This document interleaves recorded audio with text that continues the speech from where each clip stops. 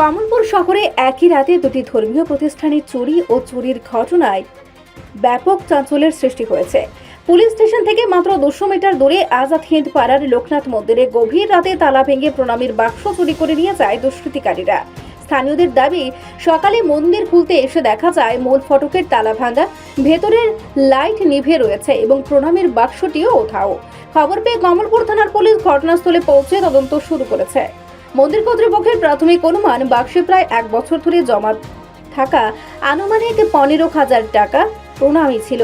স্থানীয় সূত্রে জানা গেছে, ঘটনা তদন্তে পুলিশ এক সন্দেহভাজন ব্যক্তিকে জিজ্ঞাসাবাদের জন্য থানায় নিয়ে গেছে। তবে এ বিষয়ে এখনো আনুষ্ঠানিকভাবে কাউকে গ্রেফতারের কথা জানায়নি পুলিশ।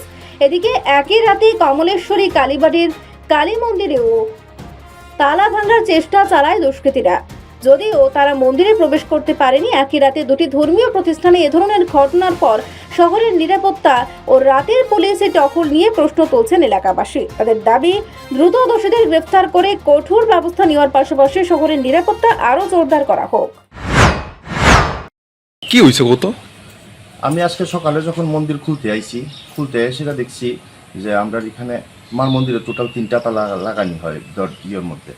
নিচের একটা বড় তালা আছে, এই তালাটা একটা ভারী কিচ্ছু দিয়ে হয়তো আঘাত করছে, ভাঙার চেষ্টা করছে। তালাটা একটু ড্যামেজ হয়েছে, এমনি মন্দিরের কোনো ক্ষতি করতে পারছে না। আর তারপরে আমরা সেক্রেটারি বাবুরে জানাইয়া তাই নিয়ে কইছে থানায় জানানোর লিগে আমি থানায় ওই জায়গায় জানাই আইছি। কারণ তারা আশ্বাস দিছে যে কোনো চিন্তা করেন না, আমরা ওইটা দেখবো আমরা কি হয়েছে।